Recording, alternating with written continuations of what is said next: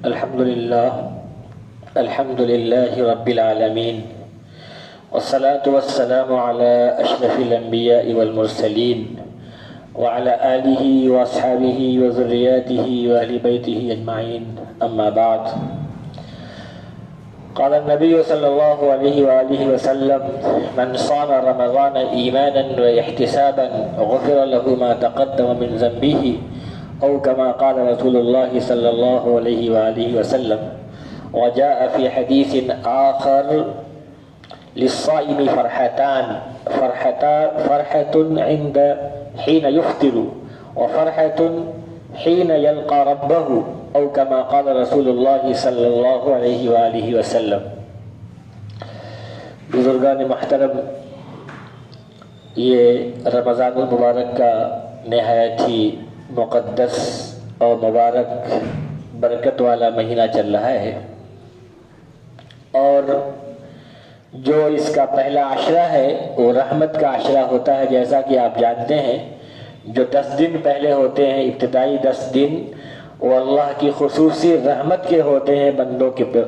اس کے بعد جو 11 سے لے کے 20 تک جو دن ہوتے ہیں، جو دوسرا عشرہ جس کو کہا گیا ہے، اللہ کی طرف سے بندوں کی مغفرت کا عشرہ ہوتا ہے.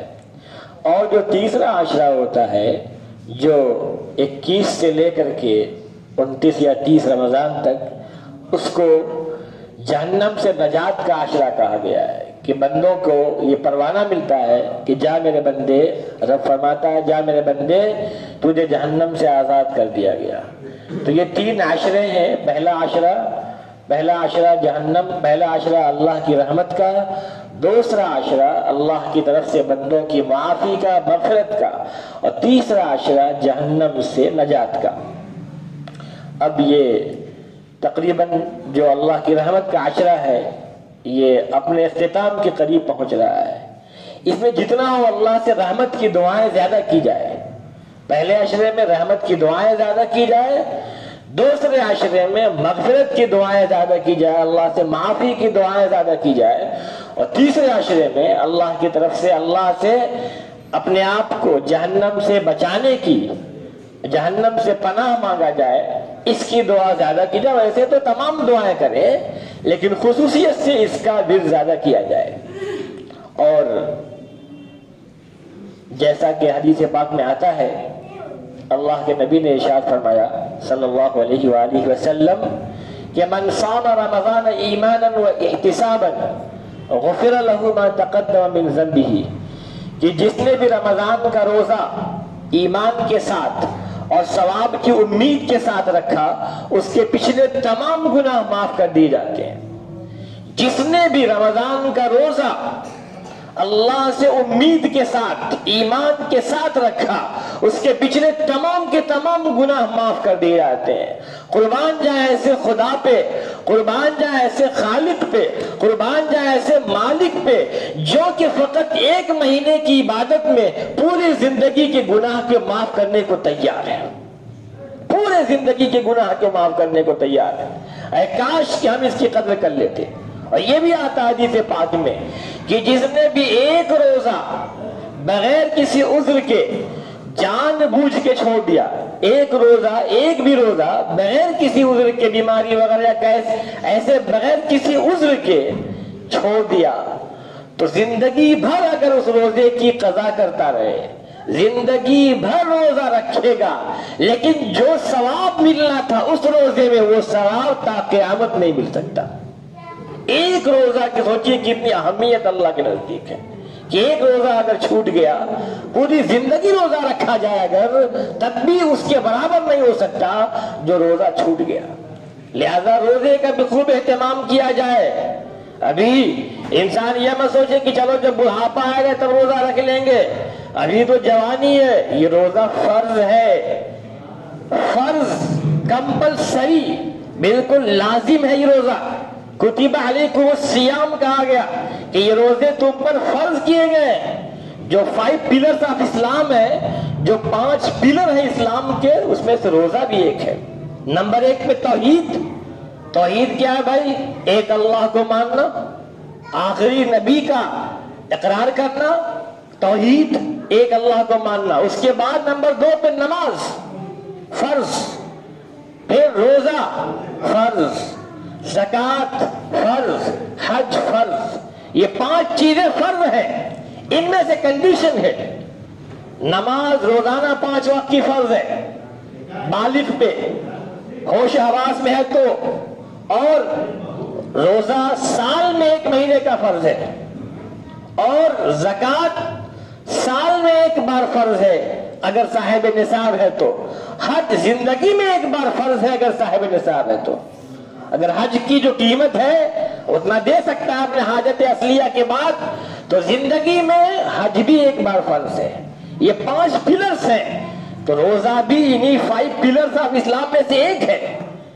اس پلر کو ہمیں مضبوط رکھنا ہے، گویا کہ یہ ایمان کی فاؤنڈیشن ہے، یہ ایمان کی بنیاد ہے۔ جس طرح یہ عمارت ان بنیادوں پہ ٹکی ہوئی ہے، ان پلرز پہ ٹکی ہوئی ہے، اسی طرح سے یہ نماز، یہ روزہ، یہ زکوٰۃ، یہ حج، یہ توحید، یہ سب 5 پلرز آف اسلام ہیں، اسلام کے رکن ہیں، اسلام کے یہ ستون ہیں، کھمبے ہیں۔ ہمیں انہیں مضبوط کرنا ہے، اور جو مضبوط کرے گا اس کا ایمان اچھا ہوگا اور اسے خوشیاں ہی خوشیاں ملے گی۔ حدیث پاک میں آتا ہے للصائم فرحتان، فرحت حین یفطر وفرحت حین یلقى ربہ، کہ روزے دار کے لیے 2 خوشیاں ہیں، روزے دار کے لیے 2 خوشیاں ہیں، یعنی 2 فرحت کا موقع ہے، 2 لذت کا موقع ہے۔ ایک لذت کب ملتی ہے؟ فرحت حین یفطر، جب وہ افطار کرتا ہے۔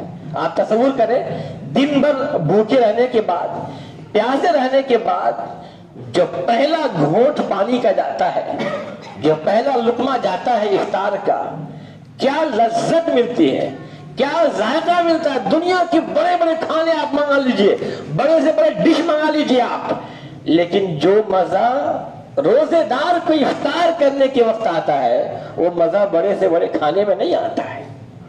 بڑے سے بڑے کھانا انسان کھا لے وہ مزہ نہیں آتا۔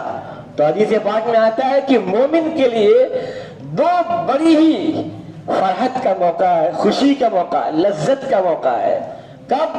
فرحت حین یفطر، جب وہ افطار کرتا ہے تو اس وقت اسے بڑی خوشی ملتی ہے، وہ مزہ ہی الگ ہے، وہ ذائقہ ہی الگ ہے، وہ لذت ہی الگ ہے جو افطار کے ٹائم ملتی ہے۔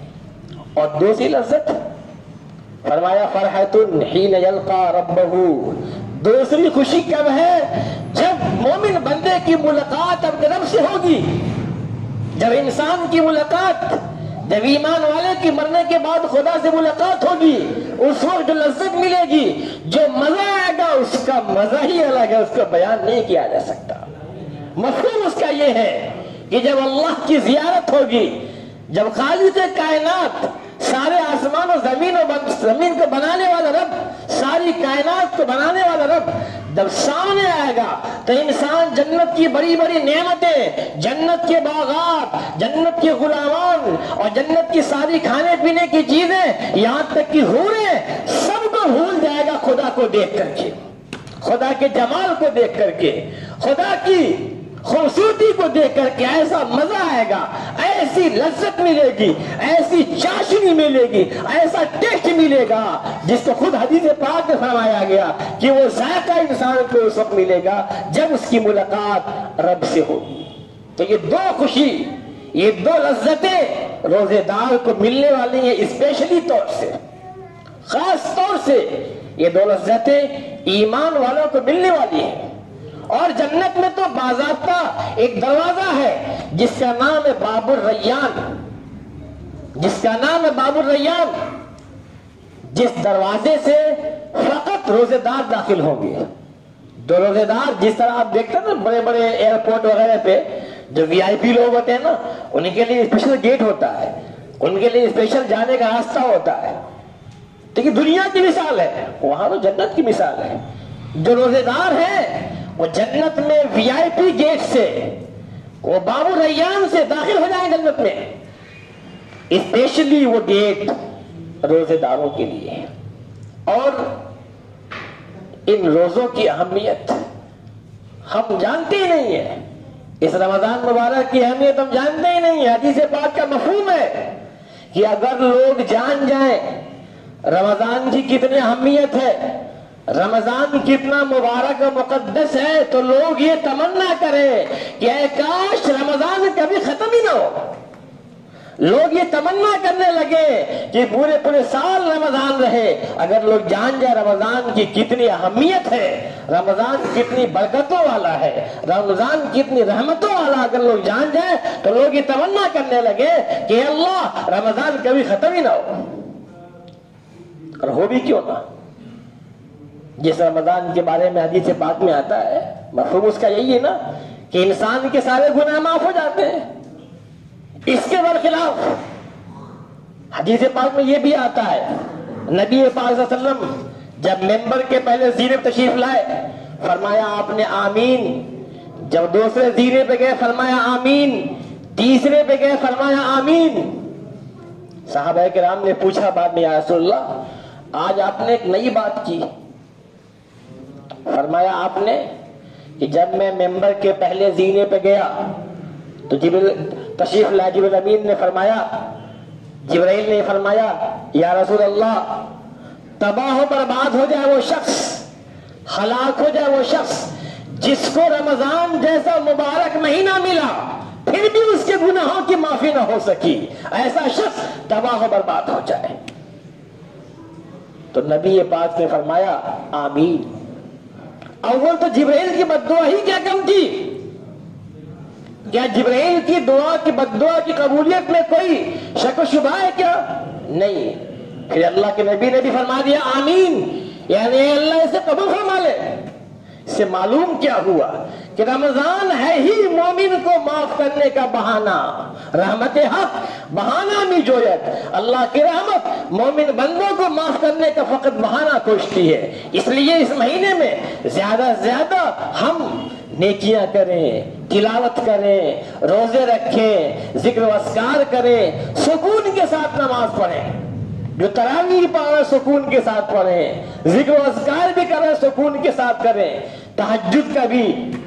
تہجد پڑھنے کی بھی کوشش کیجیے. آج کل تو پڑھنا بھی آسان تہجد ہے. جب آپ سحری میں اٹھتے ٹائم تہجد کا بھی رہتا ہے، تہجد پڑھ لیجیے. تہجد پڑھ کے اللہ سے دعا کریے، اللہ عطا کرے گا.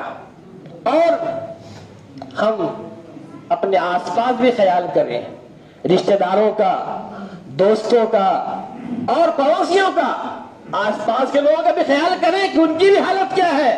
ایسا نہ ہو کہ ہم تو خوب سیر ہو کے کھا رہے ہیں، سحری میں بھی افطاری میں بھی خوب کھا رہے ہیں، اور ہمارے آس پاس لوگ، ہمارے رشتہ دار، ان کے پاس پیسہ نہیں ہے کہ وہ افطار کا انتظام کر سکے. بہت سے ایسے واقعات ہوتے ہیں کہ چراغ تلے اندھیرا ہو جاتا ہے. ایک سچا واقعہ اسی طرح کا، ایک صاحب کے پاس چند لوگ آئے، حضرت تشریف لائیے گا، کل آپ راشن تقسیم کرنا ہے، افطار کا راشن بانٹنا ہے غریبوں میں.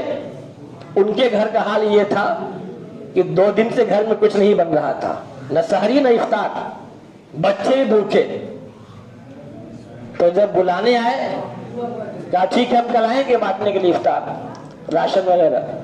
تو اہلیہ نے کہا کہ چلیے اچھا موقع ہے، راشن کا 1 پیکٹ یہاں بھی لے آئیے گا، ہماری افطار کا کام ہو جائے گا. انہوں نے کہا کہ کیا ہم ان سے کہیں گے؟ کہا نہیں، یہ بول دیجئے کہ ہمارے ایک جاننے والے ہیں، ان کے یہاں ضرورت ہے. تو کہا میں جھوٹ تو نہیں بول سکتا. اہلیہ خاموش ہو گئی بیچاری، ان کے بارے میں جانتے تھے کہ جھوٹ نہیں بول سکتے. وہ گئے بانٹنے کے لیے، صدر بنے وہاں کے لیے. راشن بانٹا گیا، اپنے ہاتھوں سے پیکٹ تقسیم کیا، محلے میں جو غربا تھے تقسیم کیا گیا. اور کہہ رہے تھے کہ بار بار دل کیا کہ 1 پیکٹ نکال کے رکھ لوں اور کہہ دوں کہ میں بھی حاجت مند ہوں، لیکن ہمت نہ پڑی کہنے کی، دل گوارا نہ کیا.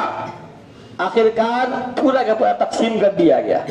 پھر گھر پہ آیا، اہلیہ سوچی کہ لے کے آئے ہوں گے، لیکن جب سنائی داستان تو وہی مایوسی. تو ہمارے آس پاس بہت سے لوگ ہمارے ہیں، خود ہمارے رشتے دار دوست و احباب ایسے ہوں گے جنہیں ہم سمجھتے ہوں گے کہ ان کے گھر میں بہترین افطار بن رہی ہوگی اور بہترین سحری کھا رہے ہوں گے، لیکن ان کے حالات ایسے ہوں گے کہ بھوکے رہ رہے ہوں گے، فاقہ کر رہے ہوں گے، بمشکل ان کے کھانے کا انتظام ہو رہا ہوگا۔ اے کاش کہ ہم ان کی بھی فکر کر لیتے، اللہ ہمیں اس کا بہترین عطا فرمائے گا۔ اللہ تعالی ہم سب کو اس پہ عمل کرنے کی توفیق عطا فرمائے۔ وآخر دعوانا ان الحمد للہ رب العالمین۔